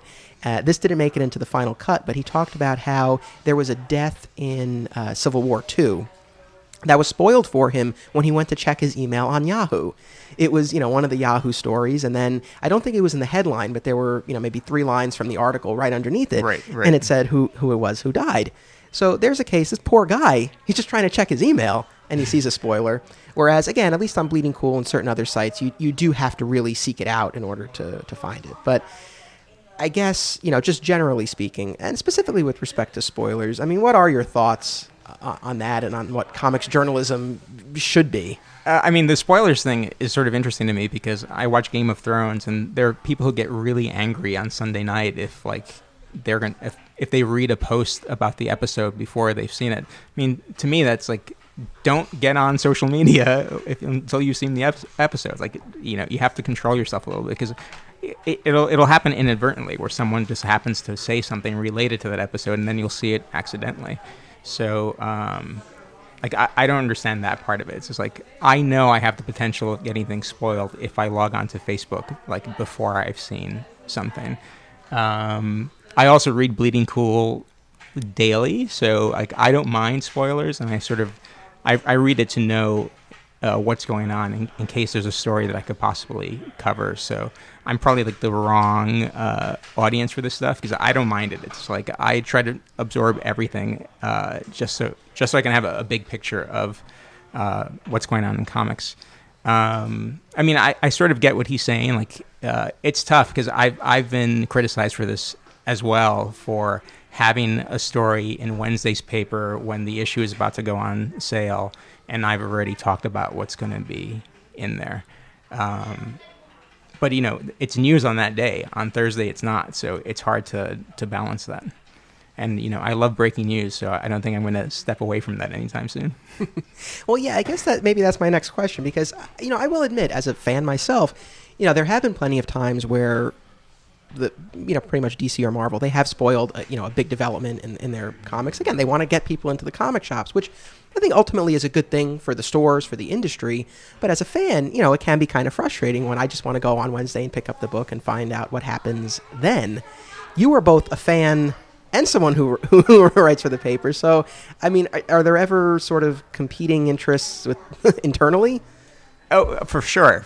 But I'll always give in to, it's hard to separate the two. I'm not sure which one I'm giving into. I got a copy of Rebirth a week before it came out, and I shouldn't say this here, but I took time out from my day job and just read the comic for a half hour, and it's just and I loved it. It was amazing. But then when I tweeted about it, and I think in my piece about it, I tried to avoid spoiling it, and I suggested that people read it without looking at the coverage because I think the story is much more powerful that way. I feel the same way about the Killing Joke movie. I wish I hadn't seen the leaked scene and that I could go into the movie not knowing that scene was going to be part of it, and then I could decide for myself what I felt about it. But now it's colored in a way that I won't be able to trust my opinion once I see the movie. I actually feel the same way because that day before the screening occurred, I wasn't reading anything online because we were too busy at the convention. So right. I was only told about the leaked footage and the added scenes by other people out there. And I kind of feel the same way. I would have had a completely different reaction if I didn't have people telling me about it and telling me their reaction to it and telling me how they felt about it. Not that I'm incapable of making my own opinion, but it's one thing to be kind of surprised. Right. And it's another thing to be oh, okay, this is a thing before you even see what it's part of. So I agree with you. Do you feel similarly with respect to the comic books and those stories that come out ahead of time? Yeah, I got to be honest with you. I'm not one of those people that gets hung up on the spoilers. Okay. I go every week, but I'm not. I don't know. I kind of moved on past the big events. I remember when they happened. I remember Captain America dying and Superman dying, and all these other things, and it's I don't know. At the end of the day, the ones that I go back and I reread over and over again are the ones with good stories, and it's just spoilers. They seem like part of the marketing at this point, so they don't tend to draw me in. Now, on the flip side of that, one of you mentioned Game of Thrones. I was a big follower of the Flash show. And when that final episode aired, I made sure to watch it live. Like, I modified work schedule and gym and anything else I had going on because I wanted to be in front of the TV. Because as soon as that was over, I knew everyone in the world was going to be talking about what happened. And it did have a big surprise ending. So I do feel for spoilers that way. I guess I'm just not as engaged with the week-to-week superhero comics as I once was. Yeah. I think for me it comes into play more, as we're talking about Flash or Game of Thrones, more with television shows. I have to say, for the most part, I feel like the people I interact with on social media are pretty good about it, but I check a lot of the TV news sites daily. Multiple times per day. And I've gotten to the point where I'm so savvy, but you can kind of tell just from headlines and the image that they'll use. And especially when you see stories on multiple sites, you can kind of, like, they are good about not spoiling it outright. But Sure. Again, if you see enough of the headlines, you can kind of piece it together. So, yeah, I've done that with a number of shows as well, especially finales and things like that. Like, But again, there's a bit of personal responsibility on that. You mentioned about Game of Thrones. If you're not going to watch the show, then maybe don't go on Facebook immediately after. It's Right. Give yourself some time. It's like if you think it might be a big event, then maybe try to watch it or try to avoid things. It's like I don't necessarily always relate to people when they're mad about spoilers. Zach is a perfect example of that. But it's like, but yeah, it's our mutual friend. I was rolling my eyes the entire time you said that because it was like, guy, you're always going to find someone who spoiled something for you, and it's always you're the one who's complaining about it. So. But how would you respond directly to Zach about it? I'm going to check my email and I see the headline there. He didn't know that Yahoo was going to be covering that day. Yeah, okay. Just playing devil's advocate. Sure. I guess that's not the way you want to find out about a particular plot point. But then my next question would be like, well, who cares? Like, were you buying this book every month and you were really waiting for it? Was it the day after? Did the book already come out? Like, I don't know enough factors about why that made him so annoyed. I don't know that I've ever been in that position. So I don't know. It's tough for me to get animated about that stuff, but I understand that people do. So I don't know. I guess I'm looking in from the outside. Right, and that's only like the launching off point. Like whether it's a death or whatever, it's like they're not going to stay dead. So it's just they're telling a new story. This is the new chapter. It's like there's like people got worked up over Captain America being a Hydra agent. It's like why are you guys going so crazy? This is going to change in like a year. We'll wait until his next movie comes out. I'm sure he'll be back to normal. It didn't even take that long. Or the next issue. Or the next issue. By the way, Nick Spencer, who I'm a huge fan of, was nice enough to go onto the Word Balloon podcast and detail all of the issues. And basically, the next issue came out not long after the interview aired, and it answered most of the questions. So it was one of those situations where the reaction to the story became the story, right. I feel like. So. He didn't call it brainwashing, though, but I think it's essentially brainwashing. I know it's like an alternate whatever, but it's just like, come on, he's brainwashed. Right. No, that's. You mean in the story itself? In the story itself. I know it's a cosmic cube or whatever, but it's you said brainwashing, and immediately my brain went, is Nick Spencer saying the fans or any fan who was outraged is brainwashed by this kind of marketing My apologies. machine? I meant Steve Rogers, a Hydra agent. I actually haven't read the arc. I hate to say it, but I'm one of those people who trade weights, so I'm actually waiting until the thing wraps, and I cannot wait to get my hands on it. But yeah, from what I could tell from speaking with people, the outrage was unnecessary. But then I kind of look at the business side of it and say, well, yeah, but you sold that book. You let everyone talk about whatever they wanted, and I'd love to see the numbers on the second issue or on the reorder if there was one. So, George, this might be more of a question for the business side of the actual companies or for retailers, but again, with a lot of these stories that are designed to bring in new comic book readers, do you or does the paper get any sort of insight into whether or not it worked? No, no direct insight. Obviously, I read the sales numbers every month. I'm sort of oddly obsessed with them, so I sort of see what kind of impact some of those big events have had. Black Panther, huge sales for number 1. More important, 2 and 3 were really high. So I think that shows that some people are interested in it. But then there's those weird things like the President Obama Spider-Man cover. I mean, Right. that was like 500,000 copies, but they didn't come back to Spider-Man the next month. So, yeah, it's just, I mean, they're gimmicks sometimes. Right.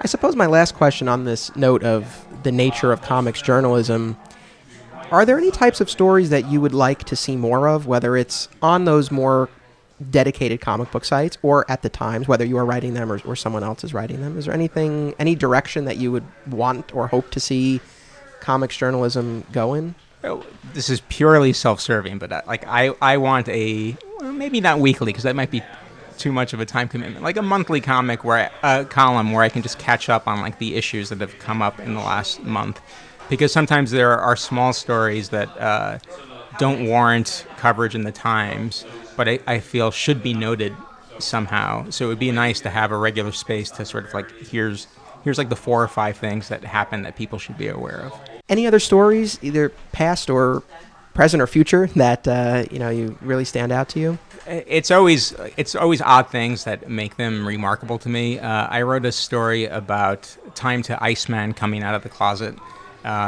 which style, this was in Thursday Style, they gave me really good space for. But the odd reason I'm proud of that is because the editor doesn't really like comics, but I've known him for a while. He told me, it's like, you should write this story. And it's like, sure. It's like, this is crazy that you're asking me to do this, but yeah, I'll do it. And again, good space. We did a video for it. And it was just fun to interview a lot of people who I hadn't spoken to before. How do you typically conduct your interviews, especially now with DC being on the West Coast? Is it mostly phone and email, or do you? It's almost always phone. I like to hear the person so I can get like the tone of what they're saying. Right.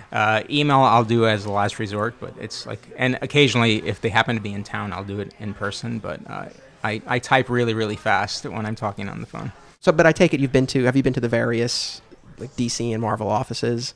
I haven't been to Marvel's new offices yet, and as you saw on Facebook, I was in San Diego, and I got to see DC's new offices, and I was blown away. I could have spent like a week there, just roaming the halls. I mean, it is really, really sweet. Yeah. Have you ever been to either, Mike? I went to a tour in the early 90s to the Marvel office at the time when I was a little kid, but that's the extent of it. Yeah. Well, our mutual friend and one of the former owners of Alternate Realities, and someone you've spoken to, Brandon Montclair, he was an assistant editor at DC for a while, and I know some of the guys got to go and see the offices. I did not, and then he's not there anymore, so and DC's not there anymore, so kind of missed the opportunity. But I'd imagine that'd be pretty cool to get to see that. The new space in San Diego in Burbank is amazing. It's much better than their offices here. Is there an actual like bullpen, or is most of the work done remotely, or? I think most of it is done remotely. What I saw a lot of was like editors' offices and like the PR offices, the toy department. That was my favorite part. I got to see like the DC Direct people at work, and it's like, wow. Yeah, that must be one of the cool things. I mean, not just going to visit, but writing for the paper and getting to see things ahead of time. Right. So how often do you get? Is it you just get advance copies on things that you're writing about, or do companies just send you stuff generally? It's general, and like for me, especially for pitching to the paper, just the more lead time, the better, so that I have time to like find the right editor who will say yes. But yeah, sometimes I've read something that like I've had it for 6 months before it's due. I mean, that's more for trades, like the comic stuff. Sometimes I'm lucky to get it like the week before it's supposed to come out. It's like, come on, guys, I can't write about this without it. Right. Turning back, I guess, one last time to our convention experience. So, I mean, did you enjoy, Mike, going and being able to, report on panels and things like that? What was that experience like? Yeah, I did. I very much enjoy working for Bleeding Cool. It works a different set of muscles than going as a fan. Going as a fan year after year, I found myself getting less engaged. It was getting busier and what have you. When you go there and you have to do certain things, have to be certain places, have to cover panels or do an interview or what have you, it makes you look at that stuff closer and more critically, and I ended up getting more out of it. I also, just hanging around with these guys, you never know who's going to show up just to talk or to see someone else or who they can introduce you to. So I absolutely loved it. As far as the panel coverage goes, I really enjoyed being able to kind of shine a spotlight onto a couple of the things that I was interested in that maybe other people weren't. Like I went to a Buckaroo Bonsai reunion panel, and it was one of those things where I know that if I had seen that headline on the site, I would read it. I don't know how many other people would. So I was happy to sit in and get the anecdotes, and it's almost just writing like a little oral history, and it was great. The other panel that I really enjoyed, actually, I should have mentioned this before you asked me what were some of the highlights. Chris Delando was nice enough to introduce me to Jason Aaron, and he had a spotlight panel that weekend, which I covered, and he talked about all his books, all of which I'm very much enjoying. And then he went on to win the Eisner. So it was kind of a Jason Aaron weekend, and I got to be a very, very small part of that. So yeah, it was great. I can't wait for next year. Yeah, I mean, I want to thank Rich Johnston at Bleeding Cool for the opportunity, and for you and for Chris Delando before you, for kind of turning me on to it. It was, yeah, I agree. Nothing wrong with going to the convention just as a fan, but it was really cool to have a mission, to have panels that I knew I had to cover. On a practical level, it was nice to have the press room, to have a place to go to sit where there was Wi-Fi and snacks. Yeah, I don't want people to get the wrong idea when we say we had a press badge. We still had to wait on those lines, Yes, there was no special access. Yeah, for the most part, we were not flashing a badge and getting in before you. At least the panels I attended, and I was told that would be a thing up front. So we did not have any special abilities that we could abuse or anything like that. We waited on those lines with if someone's listening who was in attendance, we were on those lines with you, so don't worry about that. Yeah, I mean, probably as far as coverage goes, one of my highlights was I sat in on the Paul Dini panel where he talked about his new original graphic novel, Dark Knight, A True Batman Story. It's his autobiographical tale about how he was severely beaten and mugged over 20 years ago when he was working on Batman the Animated Series. And it's funny, I needed to pass the time on the plane, so I downloaded one of his appearances on Kevin Smith's podcast, where he talked about the book. And then I was able to find a copy of the book at the convention, and I read it right before the panel. So I was really immersed in that story and everything, and it was really interesting to hear him, talk about his experience, and then translating that experience to the comic book page. So I'm really proud of that article. I'm glad I got to cover it.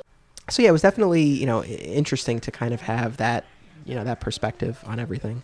Speaking of perspective, I was complaining about the shipping prices for getting that Superman home.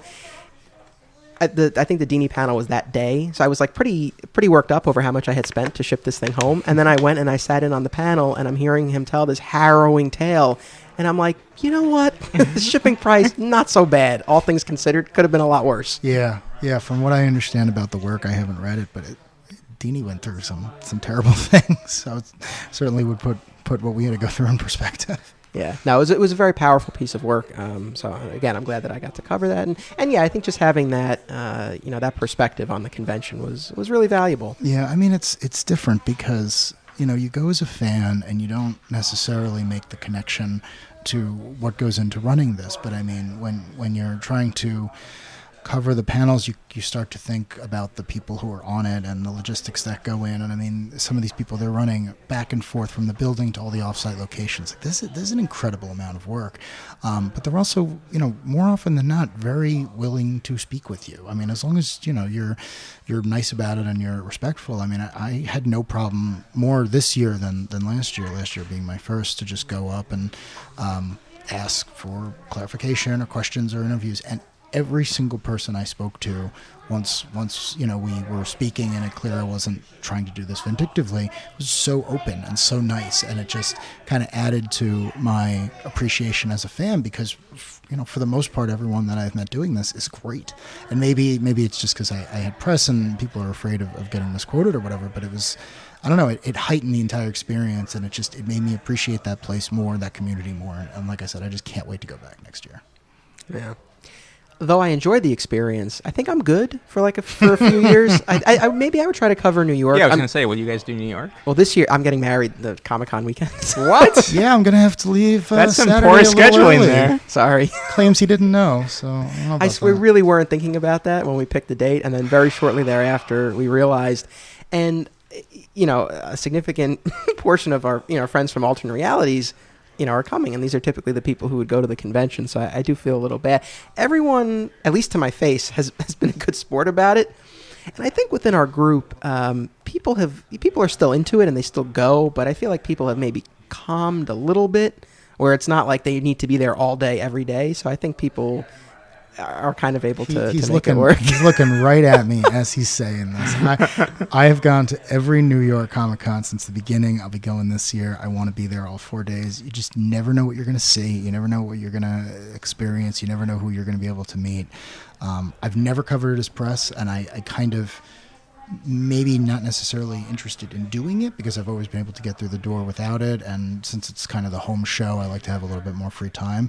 But I think maybe not this year, maybe in future years, it would definitely be something I'd be interested in because, as I was saying before, if you look at it through if you still have to process it a different way, you might get more out of it. So I haven't, but I may in the future.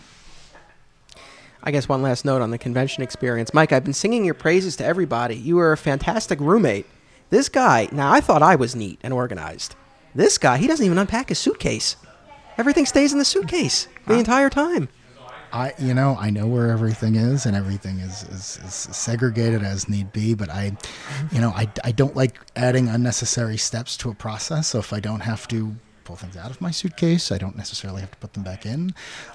But yeah, I mean, I've roomed with many people out there and in conventions in general, and you were by far the easiest to live with, so thank you for that. Very nice. Yeah, we got along well. It worked out well. You mentioned that, in the beginning it was a little harder to get the comic book stories approved, and now there's been a little bit of a shift to the point where now you have some competition among your colleagues as far as who's going to be covering what. What has that experience been like? And do you pull rank? Are you like, hey, I was the guy doing this first, like you get the next one? I wish I had that power. No, I mean, it just means that sometimes I'm surprised when I see comics related articles in the paper that are not mine. My husband actually tends to point them out first, even though he doesn't realize how much it kills me to hear that. He'll be reading out in the app. It's like, oh, this isn't by you. It's like, great, thanks, good night. So there was a piece about the Killing Joke, I think it may be in Arts and Leisure, that a freelancer wrote. It also tells me that, like, I knew the movie was coming, and I should have thought about it more and thought, oh, this could be an Arts and Leisure piece. But, I also thought that's, like, really inside baseball. Like, why are we going to write about it? So if only you knew that Batman and Batgirl were going to have a really big scene. Had I known that. Oh, man. It just goes to show there's no easy answers. Like, I still haven't learned the best approach to covering comics. And there are LA reporters who cover the movies. There's TV reporters who cover the shows. So there's a lot of coverage to be had. You mentioned your husband, and I know that when you guys travel, one of the ways he gets you to travel is the fact that you would have the opportunity to explore new comic shops wherever you're visiting. So, again, going back to the comic shop in my comic shop history, have there been any stores in particular that have really made a strong impression on you, either positively or negatively? Because, we all know there are all kinds of comic shops out there. There are all kinds of comic shops out there. For sure. The first one that came to mind was Comic Experience in San Francisco. It was a great store. I mean, I visited it in the late 90s. Just really spacious, very airy. I guess that's the same thing. They just had lots of bundles of comics, which I really liked. So there was like Hawk and Dove, the 20 issues as a set, and I thought that sort of appeals to me. So I just like a nice big chunk of comics. Which era of Hawk and Dove? The Kiesels when they did it. Oh, okay. The female Dove. Yeah. I remember that one. Yeah. Was that the one where Rob Liefeld did an issue or two? He did the miniseries. He did the miniseries. So it was like the follow-up series. And then Forbidden Planet in London was amazing. It was probably one of the biggest comic stores I had been to at the time. I really just like to go to the local store. I was in Pittsburgh last weekend, and I actually can't remember the name of the store, but it was great. And I picked up a Darwin Cook Supergirl shirt there. So always an excuse to spend money. Gotcha. Forbidden Planet is great. I was lucky enough to be there, and I mean, it's mostly filled with American stuff. But I mean, those guys know their stuff. They really do. I had some great conversations when I was over there, and I bought far too much stuff than I should have tried to ship home from London. But I actually was in LA after the San Diego convention, and I was lucky enough to go buy Golden Apple comics. that shop was great. I really enjoyed my time there. I bought all my new books for the week. I was looking around, looking at literally everything they had on the walls. I mean, if I ever move to LA, that's going to try to be my local store. Nice. Very cool. I don't know if you've ever been to North Carolina. There's a store there called Acme Comics. No, I haven't been there. They're great friends of the show, and from what I've seen and heard, they do their own podcast as well. It sounds like a great store. That's one that I definitely hope to make it to as well. We could go to Heroes Con one year. Make a little road trip. I think that's going to have to happen. Do some on the road coverage, my friend. This is something to think about. Yeah, that would be awesome. It's supposed to be a great convention. Yeah, I mean, I've heard nothing but great things about it. I know it's obviously smaller than New York or San Diego, and very artist centric. So I think that would be cool and a fun trip. Yeah, it's a great show. I mean, it is night and day with San Diego and New York, but not in a bad way. And it is one I would go back to in a heartbeat if the opportunity presented itself. George, is there anything else that you would like to discuss or that I didn't ask you that I should have? You were pretty thorough, so I think we've covered just about everything. But thank you. It's been a lot of fun. George, can I ask you a question if that's okay? Sure. So you've been doing this a very long time, and that is awesome. I mean, as far as I can tell, you've been writing about comics like before people were necessarily asking us about them. I mean, before the movies and everything else. So reading your stuff is a joy because, I mean, this definitely comes from a place of love as far as I can tell. And just speaking with you here, it's like, oh, great, this guy's a big comic nerd. I can really get into it with him. So that is really great. But on the journalism side, Anthony and I are casual. It sounds like Anthony's going to be more of a pro than I am. But what advice would you give us? So I don't have many stories to my name, but what's some obvious things that you've seen people suffer from that we should try to avoid? That's a great question. If you don't mind me asking, if you do, I respect No, I don't mind you asking. I just need to think about the answer for a little bit. But I mean, it sounds like you guys were really well prepared for the panels that you attended, reading all the related material beforehand, like seeing the podcast, hearing the podcast before that. I mean, be prepared. That's the big thing. It's just sometimes I don't have time, but when I have enough lead time, I just obviously I try to read the comics. I try to read other stuff they've written. I look up reviews that the creator or the book has received, just so I can get a full picture of what I'm talking about. And I'm not afraid to follow up. So typically when I end an interview, I'll have their contact information. I'll say, we're going to stop here, but I'm certain that as soon as I hang up the phone, I'm going to think of a question that I should have asked. So I'll just follow up afterwards and make sure I have everything I need. Thank you.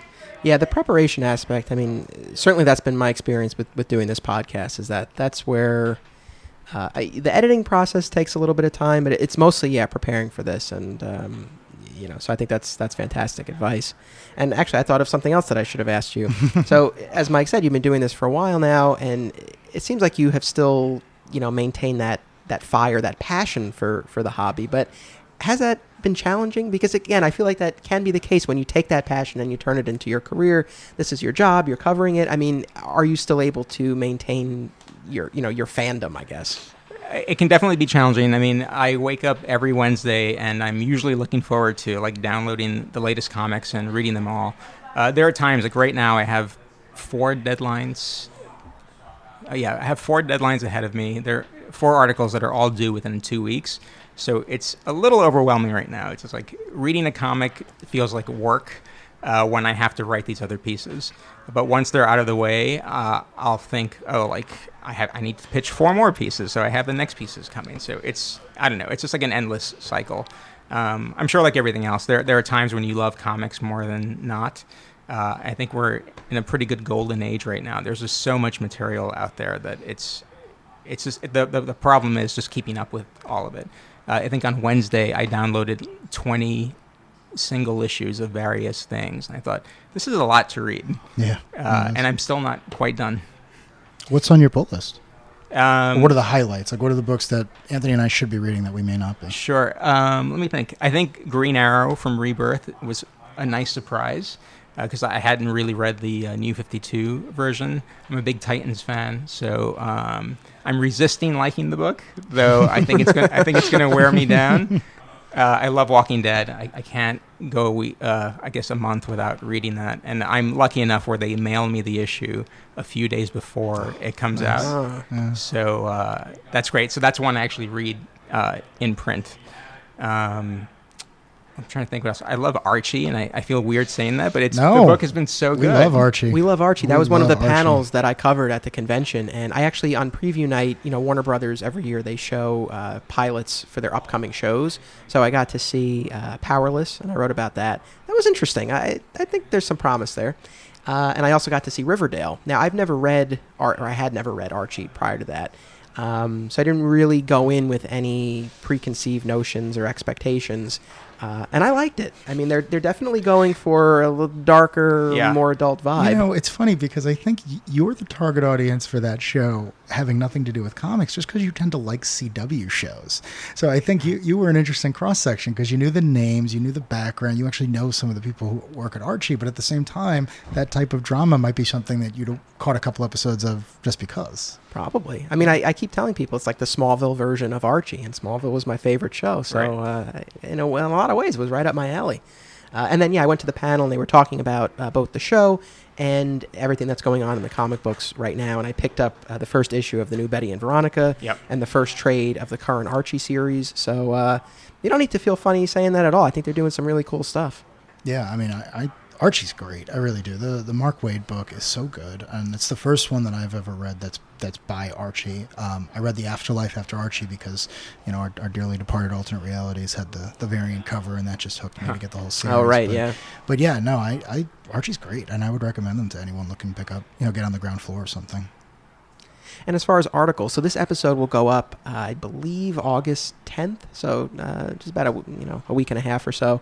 Any articles coming up over the rest of the summer that you would point people to, people should keep an eye out for? Right. I mean, I can't say what they're all about. Right. But I have... No spoilers. Zach will have to... Zach, stop listening. I think I can talk about one. So I have four pieces coming up. One is about a big collector of original comic book art, a profile on him. There's another about, this is actually, she's been written about before, but we haven't, so it's sort of my excuse to write about her. She does these, her name escapes me right now, but she does these crazy videos where she paints herself with makeup to look like a comic book panel. And so it's not like a costume. It's like she looks like a comic book panel. Right. It's kind of crazy. So, of course, because I'm a Titans fan, I noticed her, she became the female Dove. Oh, okay. It's like, who would do that? So it's like, I need to know who this woman is. And I have two other pieces beyond that one of them is escaping me. But, so yeah, it'll be a steady stream for the next 4 weeks. Well, we'll be sure to keep an eye out for those articles. Hey, George, I got one other question. You just mentioned original art. You said you had some hanging in your office. If you don't mind me asking, what do you have up? I do. I have a couple of George Perez pages, Titans West Who's Who pages. Nice. That's how sad my addiction to the Titans. By the way, you keep saying sad. I am with you 100%. I mean, if you replace the word Teen Titans with X-Men or anyone on the Marvel side, believe me, I am with you. I don't know these characters as well as you do, but I am jealous nonetheless. Right. So I just feel they're very obscure. If it was like, the Justice League, okay. But these Titans West, it's sort of like... No, great characters. Yeah. So the Who's Who page is when he updated them. A Fred Hembeck recreation of JLA 200, the cover. Nice. That's perfect. Yeah, that's your first comic. It's kind of awesome. Yeah. Is 200 the one with Libra or the Seven Soldiers? No. 200 is the big anniversary issue where the new guard fights the old guard. Oh, okay. You've mentioned your love of Titans. What is it in particular that draws you to them? I mean, I think back in the day, it's Marv Wolfman and George Perez. It was sort of like the ultimate DC team. I mean, the art was extraordinary. The heroes were put through just a lot of things that most superheroes were not put through. And I was just like, I was hypnotized by it. It's like, it was probably, 5, maybe 6 really good years before the terrible, terrible times came. and I lived through 10 of really terrible years as a Titans fan, but, They bounce back often. All right, gentlemen. Well, thank you very much for taking part in this discussion. It's been a pleasure speaking with both of you. Yeah, thank you, Anthony, very much for doing this. Every time I come on, I feel like I have a better time. So this was really great. Thank you very much. Yes, thank you. A lot of fun. Awesome. Terrific. Well, this has been Mild Mannered Reporters. Keep tuning in for future episodes, and until then, don't be a flat squirrel.